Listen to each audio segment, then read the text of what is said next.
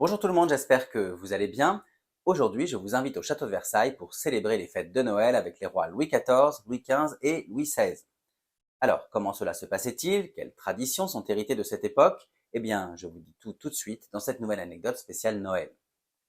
Alors, Noël est aujourd'hui synonyme de réunion de famille, plus ou moins animée, de multiples cadeaux cachés sous le sapin et déposés secrètement par le Père Noël, ou encore de repas riches et arrosés qui s'éternisent. Mais qu'en était-il à Versailles sous l'Ancien Régime? À cette époque, d'abord, il n'était pas question de s'offrir de cadeaux, qui sont plutôt distribués le 1er janvier pour la nouvelle année. En effet, Noël est alors une fête à la dimension toute religieuse, une fête où, à la cour de France, les prières et la dévotion remplacent les jeux et les présents. La soirée est alors rythmée par les célébrations liturgiques, avec les vêpres en début de soirée et les matines dans la nuit, ponctuées de 3 messes nocturnes organisées dans la chapelle royale du château. Entre ces pieuses cérémonies, bien sûr, un repas est cependant proposé, parce que si le roi et la cour sont rigoureusement religieux, les plaisirs de la bonne chère restent essentiels lorsqu'il s'agit de fêter. Le souper au grand couvert que le roi et la famille royale prennent en public est ainsi riche et copieux. On y trouve entre autres des mets introduits sous le règne de Louis XIV et qui vont devenir jusqu'à aujourd'hui des incontournables des fêtes de fin d'année, la dinde, importée d'Amérique et élevée ensuite à Versailles, les marrons glacés, créés à cette époque, et le vin pétillant, c'est-à-dire le champagne, que l'on dit inventé par le moine Dom Pérignon à la fin du XVIIe siècle.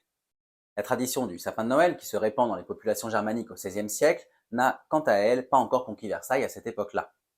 Après une tentative par la princesse Palatine, belle-sœur de Louis XIV, c'est la femme de Louis XV, Marie Lesinska, d'origine polonaise, qui va tenter d'importer cette tradition de son enfance à Versailles. Ainsi, en 1738, le premier sapin de Noël versaillais est érigé dans le château, mais considéré comme trop païenne, cette coutume ne prendra pas. Il faut en effet attendre Noël 1837, donc presque 100 ans plus tard, pour que la belle-fille allemande du roi Louis-Philippe, Hélène de Mecklembourg, installe un sapin aux Tuileries et lance cette mode auprès de la bourgeoisie française. Cependant, la tradition du sapin de Noël ne va réellement se répandre en France qu'avec l'arrivée des immigrés d'Alsace-Lorraine, des immigrés qui fuient leur région après la guerre franco-prussienne de 1870, donc à la fin du XIXe siècle. Et alors, qu'en est-il du Père Noël dans tout ça?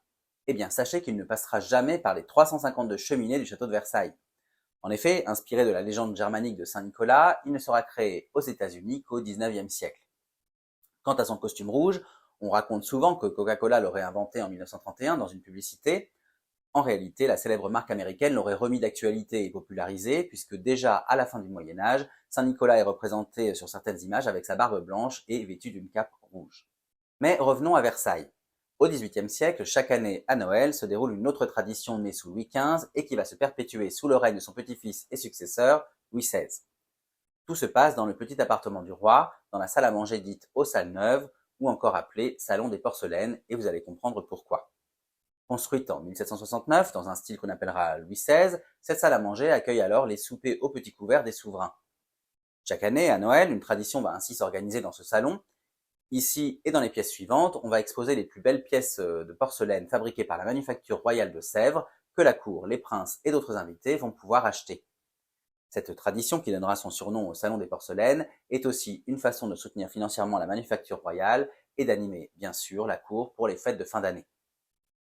Voilà, j'espère que cette anecdote de Noël vous a plu et j'en profite pour vous souhaiter à toutes et tous de très belles fêtes de fin d'année. Quoi qu'il en soit, je vous remercie pour votre écoute et je vous invite à visiter mon site lescarnetsdigor.fr pour retrouver l'article illustré concernant cette anecdote, bien sûr, mais vous pouvez aussi y retrouver les visites de mes lieux historiques et culturels favoris, ainsi que diverses anecdotes à travers les articles et les podcasts dédiés. Enfin, n'hésitez pas à me suivre sur Facebook, Instagram, nouvellement sur Threads, TikTok et YouTube pour retrouver toutes mes actualités en photo et en vidéo. Et je vous dis bien sûr à très bientôt pour d'autres aventures, d'autres anecdotes et d'autres visites. Très bonne fête à tous!